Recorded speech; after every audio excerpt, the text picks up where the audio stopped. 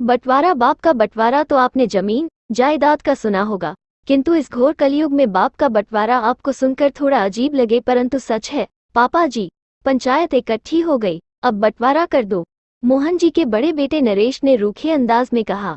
हाँ पापा जी, कर दो बंटवारा, अब इकट्ठे नहीं रहा जाता। छोटे बेटे महेश ने भी उसी अंदाज में कहा। पंचायत बैठ चुकी थी, सब इकट्ठा हो गए थे। मोहन जी भी पहुंचे। जब साथ में निर्वाह न हो तो औलाद को अलग कर देना ही ठीक है। अब ये बताओ तुम किस बेटे के साथ रहोगे? सरपंच जी ने मोहन जी के कंधे पर हाथ रखकर बड़े ही मार्मिक लहजे में पूछा। मोहन जी सोच में शायद सुनने की बजाय कुछ सोच रहे थे।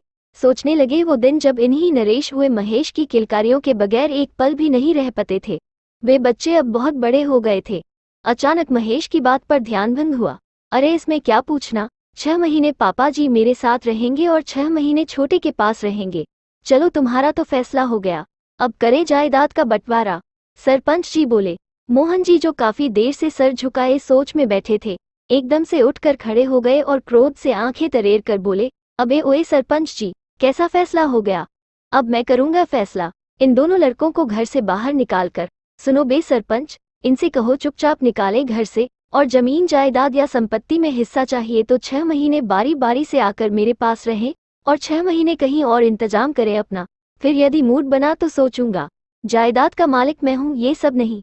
दोनों लड़कों और पंचायत का मुंह खुला का खुला रह गया, जैसे कोई नई बात हो गई हो। इसी नई सोच और नई पहल की जरूरत है आज समाज में, जिससे बूढ़े माता पिता को सम्मान मिल सकेगा और वे सम्मान सहित अपना शेष जीवन खुशहाल पूर्वक जी पाएंगे।